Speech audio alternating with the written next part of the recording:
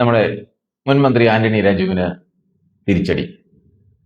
ശിക്ഷ മരവിപ്പിക്കില്ല, തെരഞ്ഞെടുപ്പിൽ മത്സരിക്കാനും ആവില്ല.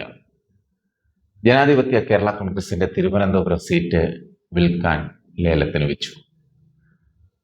തൊണ്ടിമുതൽ കേസിൽ മുൻ മന്ത്രി ആന്റണി രാജുവിന്റെ ശിക്ഷ മരവിപ്പിക്കണമെന്ന ഹർജി ഹൈക്കോടതി ഇന്ന് തള്ളി.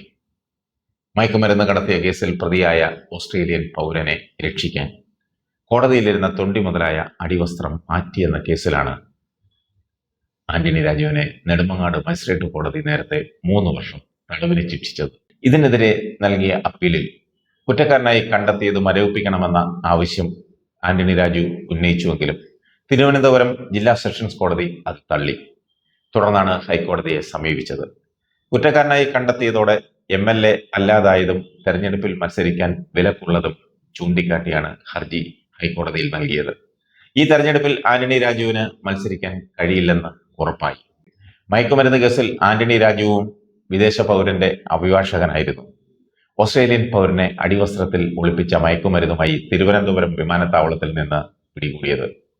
ഇതിൽ തൊണ്ടി മുതലായിരുന്ന അടിവസ്ത്രം മാറ്റിയെന്നാണ് ഇയാൾക്കെതിരെയുള്ള കേസ്. 2ാം പ്രതിയാണ് ആന്റണി രാജു. 1990 ഏപ്രിൽ 4-ന് 60 ഗ്രാം ഹാഷിഷുമായി തിരുവനന്തപുരം വിമാനത്താവളത്തിൽ പിടിയിലായ ഓസ്ട്രേലിയൻ പൗരനെ രക്ഷപ്പെടുത്തുന്നതിന് വേണ്ടി തൊണ്ടി മുതലായ അടിവസ്ത്രത്തിൽ കൃത്രിമം കാണിച്ചുവെന്നാണ് ആന്റണി രാജുവിന് എതിരെയുള്ള കേസ്. തിരുവനന്തപുരം മഞ്ചൂർ കോടതിയിലെ അഭിഭാഷകനായിരുന്ന ആന്റണി രാജു തന്റെ സീനിയറായ അഡ്വക്കേറ്റ് സെലിൻ വിൽഫ്രഡുമായി ചേർന്നാണ് ഓസ്ട്രേലിയൻ പൗരൻ ആൻഡ്രൂവിന്റെ വക്കാലത്ത് ഏറ്റെടുത്തത്. മഞ്ചൂർ കോടതി പ്രതിയെ 10 വർഷത്തേക്ക് ശിക്ഷിച്ചിരുന്നു. എന്നാൽ ഹൈക്കോടതിയിൽ നിന്ന് ആൻഡ്രൂ അനുകൂലമായ വിധി നേടി. തൊണ്ടി മുതലായ അടിവസ്ത്രം പ്രതിയുടേതല്ലെന്ന പ്രതിഭാഗത്തിന്റെ വാദം അത് അംഗീകരിച്ചാണ് ആൻഡ്രൂവിനെ കോടതി വിട്ടയച്ചത്. പിന്നീട് ഓസ്ട്രേലിയയിൽ മറ്റൊരു കേസിൽ ശിക്ഷിക്കപ്പെട്ട് ജയിലിൽ കഴിയുന്ന സമയത്താണ് സഹ തടവുകാരനോട് തൊണ്ടി മുതലിൽ കൃത്രിമം കാട്ടി രക്ഷപ്പെട്ട വിവരം ആൻഡ്രൂ വെളിപ്പെടുത്തിയത്. സഹ തടവുകാരൻ വില്ലനായിരുന്നു. അയാൾ ഓസ്ട്രേലിയയിലെ പോലീസിനോട് ഇക്കാര്യം പറഞ്ഞു. തുടർന്ന് ഇന്റർപോളാണ് CBIക്ക് വിവരം കൈമാറിയത്. CBI കേരള പോലീസിനെ ഇക്കാര്യം അറിയിക്കുന്നു. അന്വേഷണ ഉദ്യോഗസ്ഥനായിരുന്ന സർക്കിൾ ഇൻസ്പെക്ടർ ഹൈക്കോടതിയെ സമീപിച്ചതിനെ തുടർന്നാണ് തൊണ്ടി മുതൽ കേസിൽ വീണ്ടും അന്വേഷണം ആരംഭിച്ചത്. തൊണ്ടി മുതൽ ആന്റണി രാജുവിന് കൊടുത്തുവിട്ട ക്ലാർക്ക് ജോസ് ആണ്. അയാളാണ് 1ാം പ്രതി.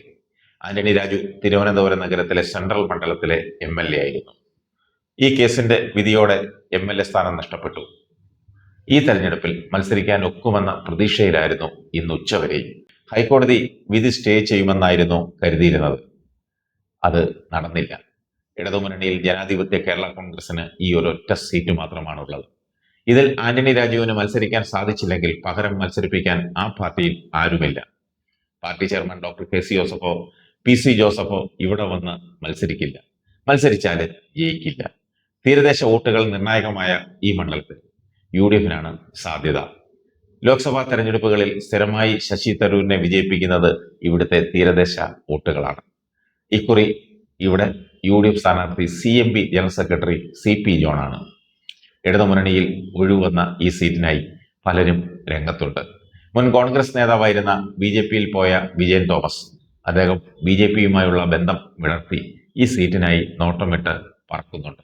അങ്ങനെ 2 or 3 പേര് ചാക്കുകെട്ടുകളുമായി കുട്ടനാടും തിരുവനന്തപുരവുമായി മാരത്തോൺ ഓടുന്നുണ്ട്. ഏറ്റവും കൂടുതൽ ആര് കൊടുക്കുന്നോ അവർക്ക് ലേലം ഉറപ്പിക്കാം.